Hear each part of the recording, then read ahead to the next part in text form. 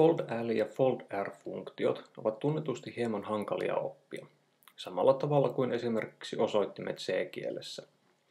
Kuitenkin, kun niiden käytön on kerran oppinut, se on triviaalia eikä vaadi ajatustyötä. Foldit ovat vähän kuin polkupyörällä ajaminen. Ensimmäisellä kerralla lentää turvalleen, mutta kun sen on kerran oppinut, niin aina sen osaa. Ongelmana on siis keksiä yhden kerran, miten foldit toimii. Ja tämän jälkeen kaikki on helppoa. Seuraavassa esitän muutaman näkemyksen siitä, mitä foldit ovat, ja toivon, että joku niistä osuu otsalohkoon. Perustapa ymmärtää foldeja on sama kuin kaikissa muissakin Haskell-ongelmissa. Lasketaan koodia auki. Eli lasketaanpa. Meillä on tässä esimerkkinä summa-funktio, eli laskemme summaa listalle 1, 2, 3. Ja lähdetään avaamaan. Eli otamme fold-l:n määritelmän. Tässä näin. Katsomme, että tämä meidän lista ja muu kuvio sopii tähän jälkimmäiseen määritelmään. Otamme sen määritelmän mukaan.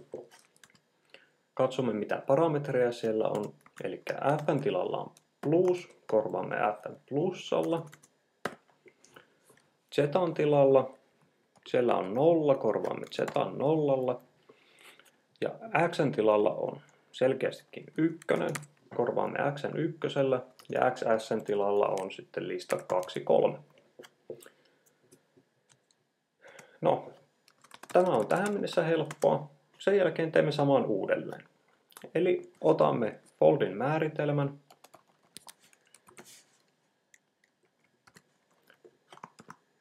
Ja korvaamme siitä annetut parametrit. F on edelleen plus.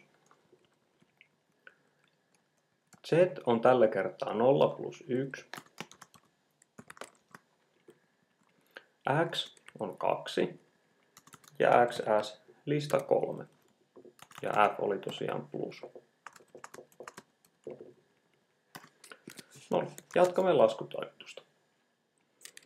Eli palaamme aiempaan, nappaamme sieltä foldille määritelmän.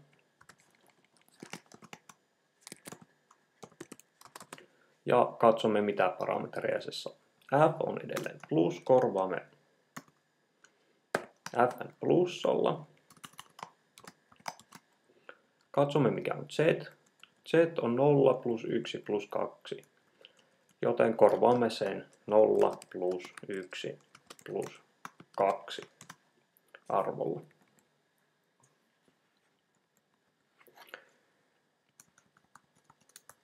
Ja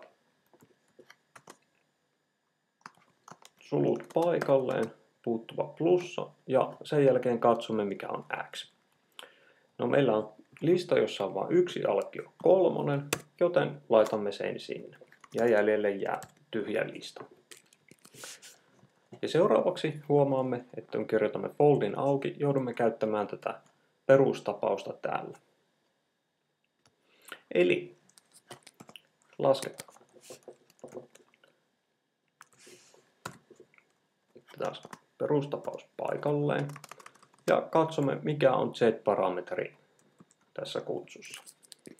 Ja sehän on tämä tässä näin.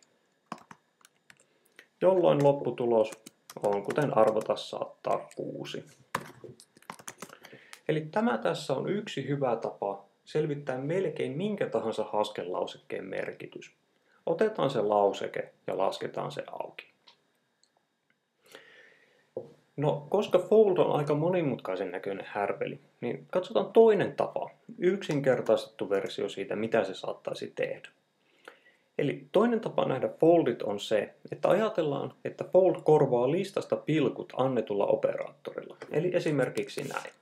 Otamme jälleen tämän summa-esimerkin ja lähdemme miettimään tämän kautta.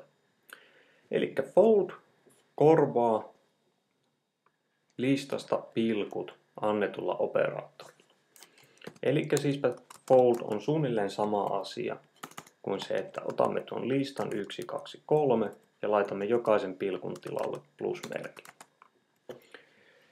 Tämähän tietysti pätee ainoastaan silloin, kun meidän operaattorimme on assosiatiivinen, kuten esimerkiksi plus-operaattori, ja foldin tämä z-parametri on tämän operaattorin yksikköalkio. Mutta tällainen assosiatiivinen operaattori ja yksikköalkiopari on ehkä sellainen tilanne, johon meidän kannattaa pyrkiä foldeja suunnitellessamme, joten tämä tapa ymmärtää foldeja ei ole ollenkaan huono.